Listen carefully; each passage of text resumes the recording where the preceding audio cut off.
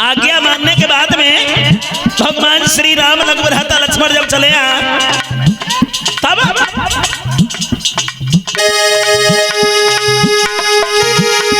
आज्ञा पाएंगे श्री राम पहुंचे फुलवारी रहता था जहां बसंत खड़ो कुंजों की पहरेदारी में, कुंजों की पहरेदारी में।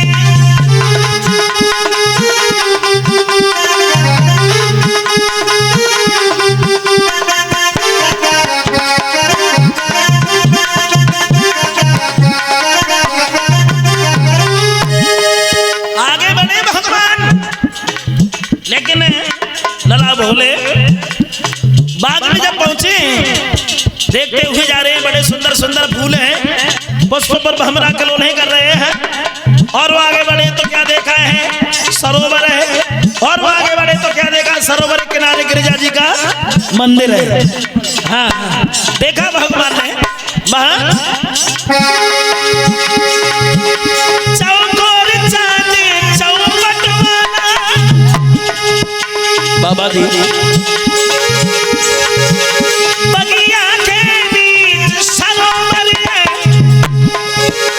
बस उसी सरोवर के समीप श्री गिरिजा जी का मंदिर है, श्री गिरिजा जी का मंदिर है।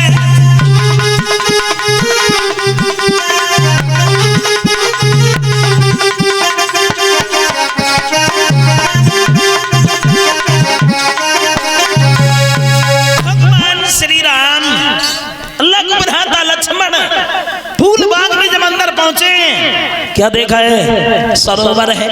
सरोवर और सरोवर के किनारे गिरिजा जी का मंदिर है। तो भगवान श्री राम बोले हैं लक्ष्मण अब हम थोड़ी देर यहीं बैठेंगे, उसके बाद में गुरुदेव जी के पास में चलेंगे।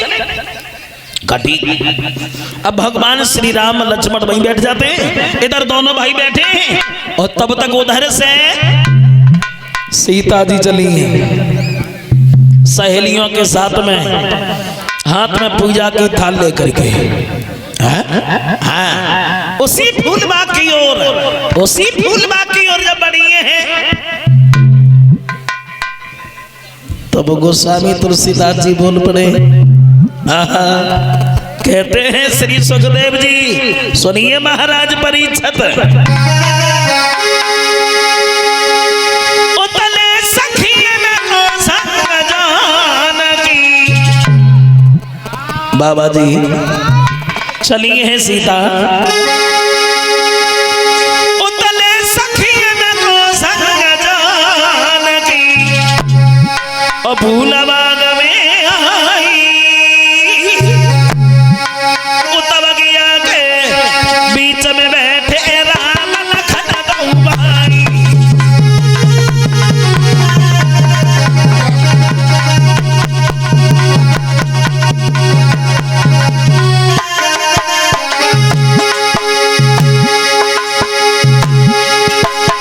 उतले सखिए में को संग जानकी, उतले सखिए में को संग जानकी, फूल बाग में आई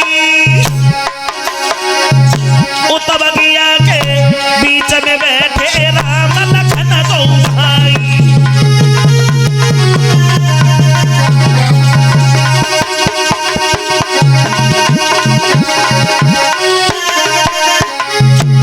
लेकिन बेटा अर्जेश सीता के एक सहेली सीता से बिछड़ गई। हाँ अच्छा और जब बिछड़ गई पहुंच गई कहां, जब भगवान श्री राम लक्ष्मण बैठे हुए हैं वहां एक चतुर सहेली सीता जी की, एक चतुर सहेली सीता जी की पास राम के आई, देखी सूरत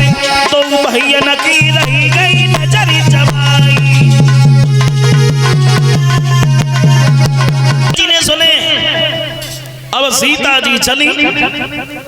प्रभु राम के पास में जाकर के जैसे ही पहुंची तो राम ने सीता की सूरत देखी और सीता ने प्रभु राम की सूरत देखी। एक दूसरे की ओर देख रहे हैं लेकिन कह कुछ नहीं पा रहे हैं। ना सीता अपने मन की व्यथा राम से कुछ कह पा रही है, ना राम अपने मन की व्यथा सीता जी से कुछ कह पा रहे हैं। तो तुलसीदास जी बोल पड़े भोले, तुलसीदास जी बोल पड़े। क्या बोल पड़े? तुम्हें बोले देख राम छवि हर सिया मातिया टाकी,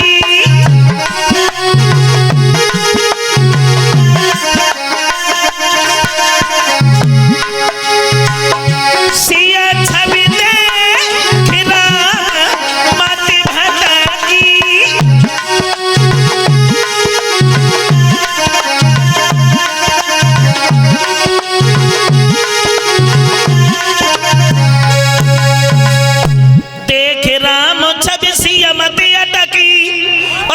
छवि देख राम मत भटकी।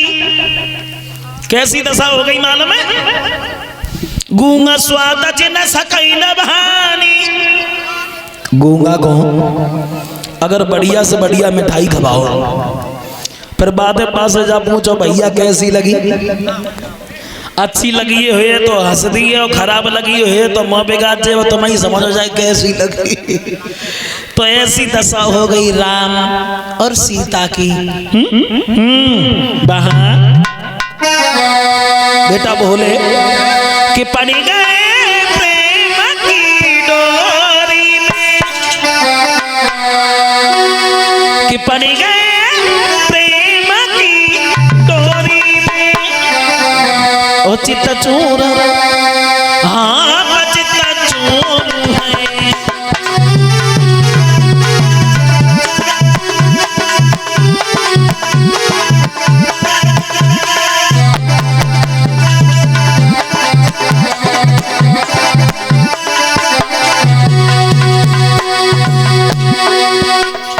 भगवान श्री राम ने सीता की जब सूरत देखी है तो तुलसीदास जी बोल पड़े, लिखा है पड़ गए प्रेम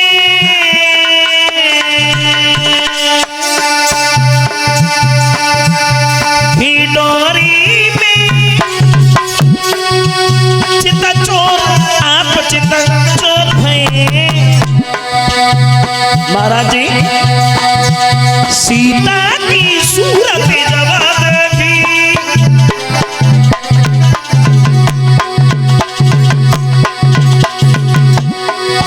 सीता की सूरत जब देखी, राघव के नैन चकोर भये।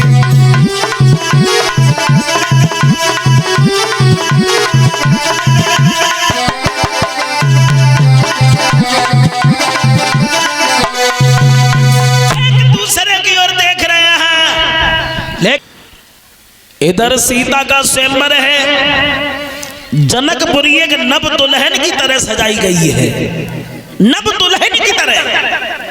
हाँ, बड़े बड़े बहादुर बड़े बड़े राजा पहुंच गए हैं उसी रंगभूमि में जहाँ धनुष रखा हुआ था, धनुष को तोड़ने के लिए और सीता से रिश्ता जोड़ने के लिए। जनक को खबर मिली है कि विश्वामित्र फूल बाग में रुके हैं, बड़े सम्मान के साथ बुलवाया है उसी रंगभूमि में जहाँ धनुष रखा हुआ था। भागवत श्रोताओं,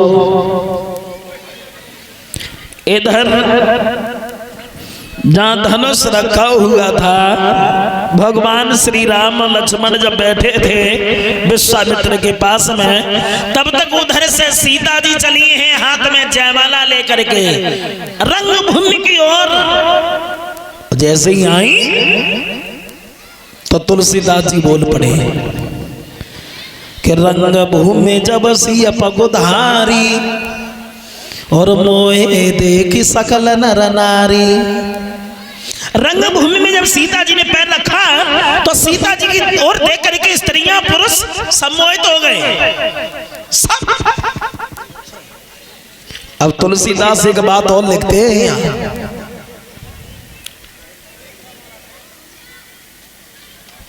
वैसे स्त्री कभी दूसरी स्त्री को देख करके मोहित नहीं होती, फिर सीता जी को देख करके स्त्रियां मोहित क्यों हो गई? क्यों? तो देखो ये बात बिल्कुल सच है, बिल्कुल सच है। खैर तुलसीदास जी लिखते हैं कि मोह न नारे नारे के रूपा पन्नगारी जई रीति अनूपा। स्त्री ना तो कभी दूसरे स्त्री की बड़ाई सुनती है और ना कभी करती है। निज बसिया पगुधारी, पगुधारी पगुधारी पगुधारी कहते हैं प्रभु राम को। श्री राम का नाम था पगुधारी। क्यों? प्रभु ने छाती में लात जब मारी हतबई से कहे तेरे पगुधारी। पगुधारी कहते हैं प्रभु राम को। सीता जी को देख करके स्त्रियां मोहित नहीं हुई, बल्कि पगुधारी श्री राम को देख करके मोहित हो गई। बड़े बड़े बहादुर बैठे उस धनुष को तोड़ने के लिए, सीता से रिश्ता जोड़ने के लिए। धनुष उठाने का जब नंबर आया तो बहादुर लोग धनुष को उठाने लगे।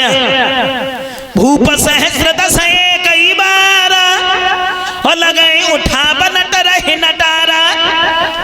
भूप सहस्र दस,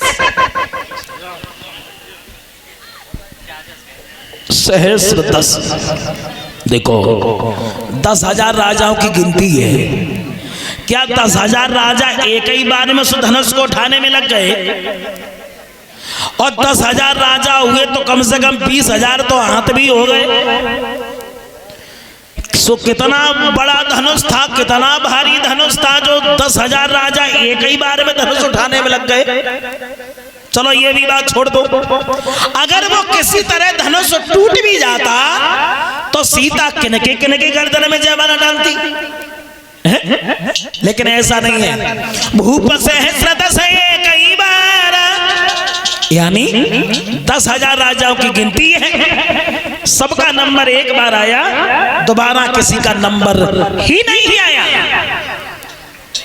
भक्तजनों, बहादुर लोग दांती पीस पीस करके रह जाते हैं। धनुष उठाना तो बहुत दूर है, एक तिल भी किसी ने धनुष हिला भी नहीं पाया। और जब वो धनुष नहीं हिला, जनक उठ करके खड़े हो गए। जनक बोले हैं आज हम समझ गए इस पृथ्वी पर कोई बहादुर नहीं रहा। अगर ये बात में पहले जान जाते तो धनुष तोड़ने का संकल्प ही ना करते। आज हम समझ गए ये पृथ्वी क्षत्रियों से ही न है, अपने अपने घर लौट जाओ। आहा।